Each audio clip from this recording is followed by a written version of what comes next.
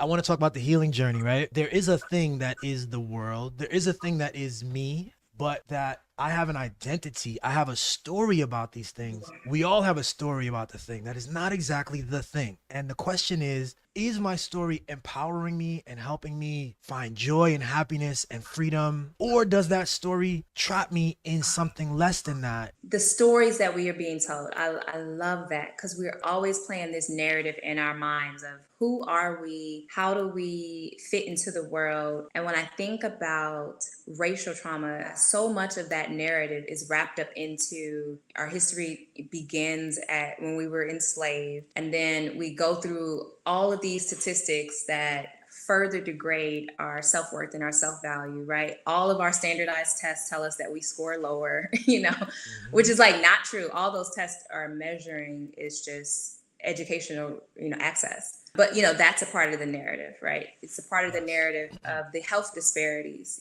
within the African American community. The founders of the different sectors of science and what later became psychology and all of that, they had to create this narrative that this group of people that they enslaved, Hmm. and brought over here to the new world deserve the treatment that they are getting.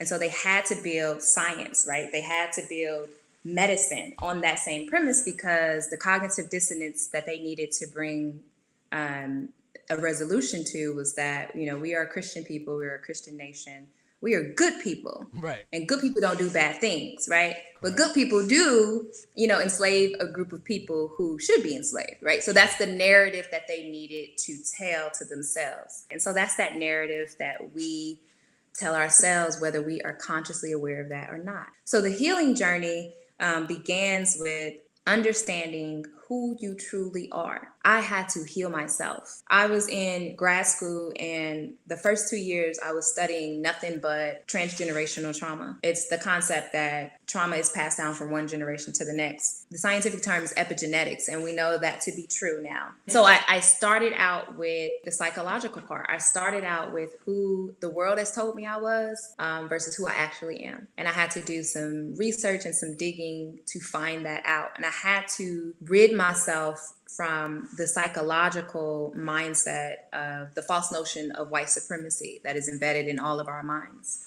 So I had to first eliminate that from my life, and then figure out, who am I? Who am I outside of how the world views the Black woman?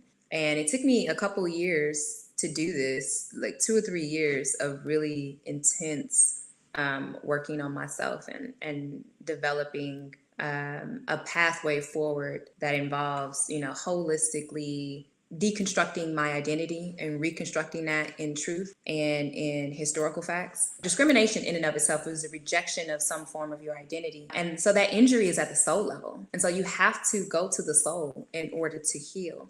Right. And so, a lot of times people have never met their soul. They've never truly met themselves. And so the healing journey is a very personal journey. It is a very deep journey, where you face yourself, where you face a lot of the misconcepts that you have believed to be true about who you are and about people who look like you.